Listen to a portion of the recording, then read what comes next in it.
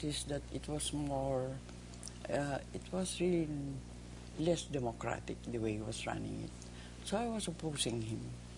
For example, was, uh, he declared presidential decrees on his own, and I feel that this should not be so. So I opposed Marcos in that sense. But at the beginning, we were together. We were nationalistas. He joined the nationalistas, and we won. We did very well at the beginning. But when I saw that he was putting presidential decrees on his own, and naturally I opposed that. But then after EDSA, I mean, in the beginning, there's also an interesting portion in your book where all of a sudden you were recounting that Doy Laurel informed you that they were going to declare the candidacy of himself and Cory Aquino, Yeah. and that they wanted you present to in a sense endorse their candidacy, but they never bothered to pick you up No, for the ceremony. they invited me, but when I come, they always leave me behind. And so, what's your subsequent opposition to the Aquino government? What was the basis? Was it simply the idea that they had shoved you aside, or what were the basis and principle for this? Actually, at the beginning, we were supposed to.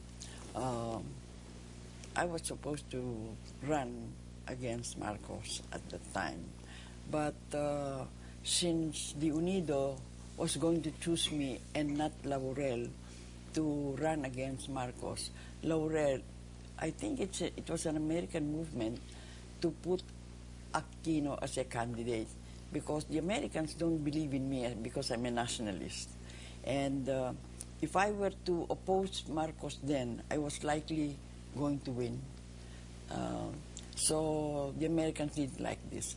I don't think the Americans like nationalists. So since I'm a nationalist and I was bound to win against Marcos at that time because Marcos was already getting to be very unpopular, they didn't want to take the chance, from my point of view. Mm-hmm. And so they put Cory Aquino suddenly as a candidate.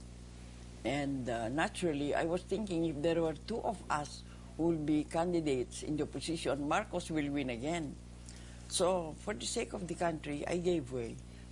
But you still ran for vice president, didn't you, against both Doy and Tolentino? Oh, that was as vice president? No, actually, no. So you withdrew totally. Mm-hmm. Now, your subsequent opposition then to the Aquino government, was it because of your what in particular about the Aquino government didn't you like? Actually, I felt that Cory was not qualified to run the country as president. I don't think he has experience. I think the Americans used him to put her as a candidate of the Americans, no less. I don't think the Americans would like me ever to be a candidate because I'm a nationalist. And they know my position. And so when they found out that I was likely going to win that particular course, they put up Cory Aquino suddenly. Now, going back to the NP, you began as a nationalista, then you went through a long period as a liberal. No, as guest candidate of the Liberals. I was never a liberal. And that's the many mistake me for that. I mean, they have a mistaken notion that I was a liberal also. So no. you never formally left the Nacionalista Party? No, I was only a guest candidate of the Liberal Party because at that time it was the Liberal Party which was the opposition. And since I am in the opposition, Ninoy invited me. He said that Marcos will never ask me to be a candidate again because I was candidate before and won. But because I was opposing Marcos, he didn't want me to be included in the next lineup of candidates. So Ninoy asked me to be a guest candidate of the Liberal Party. So after martial law, when there were all these meetings with Macapagal, with Jerry Rojas, and all of these people going on about what to do, were you there in your capacity as a senator or as a member of a particular party? No, I was a guest candidate of the Liberal Party.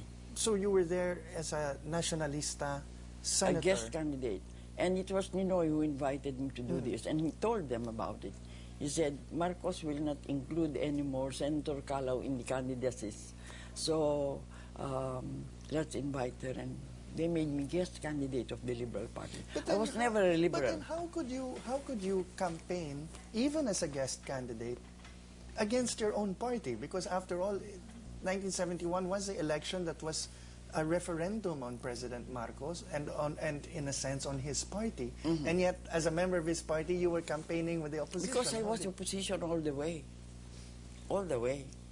I mean, this is something that many young people have a problem with. That, you know, they look at what their elders were doing, and there seems to be this very fluid relationship in terms of the identity that politicians pick for themselves. And in the end, it leads, I would think, to a certain kind of skepticism. Because how again, could you explain being a nationalista and yet a guest candidate of an opposition liberal party against the man who was the incumbent president of a nationalist administration?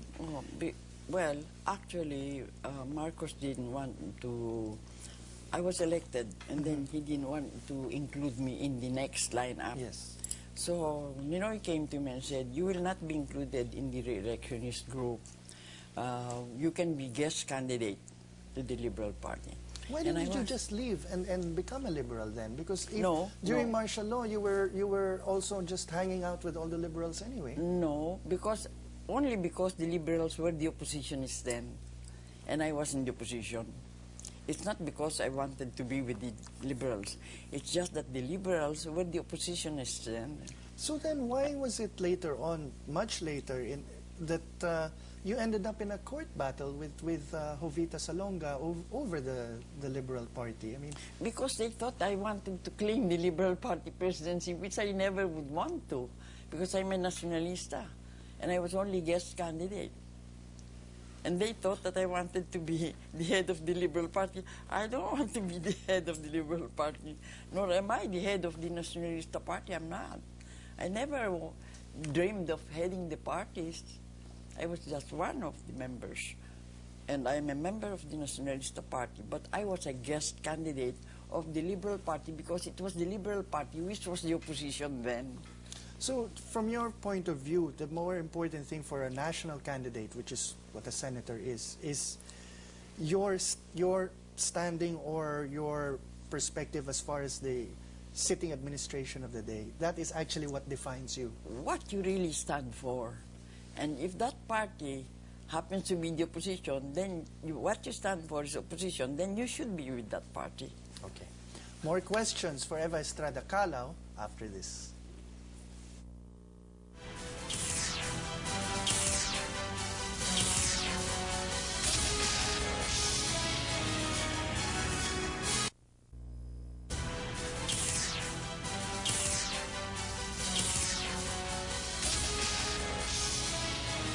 Books featured by The Explainer are available on shelves or on order at a different bookstore.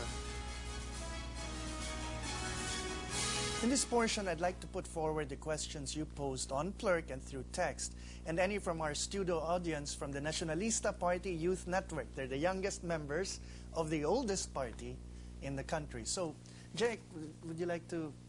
Yes, Manolo. We have one question from Stupendous. Did you deal with gender discrimination in the Senate for Ms. Calao? No, of course not.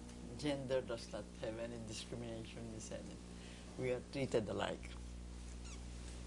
And he adds, if being one of the first woman senators, did you feel any stereotype from other senators in your time? No, there were many women senators ahead of me. In my Quezon, Siga, there were many ahead of me. So there was no patronizing sort of... They were more or less chosen by the party. In my case, I had to struggle it out like all the other candidates who wanted a post in the party. And we have another question from a certain Commander Bravo. I assume this is not the MILF leader. And he said, are we in the same situation leading up to the 1969 when we talk about 2010? When we talk about? 2010. You know, in the media, you hear many comparisons to what it was like from 1960.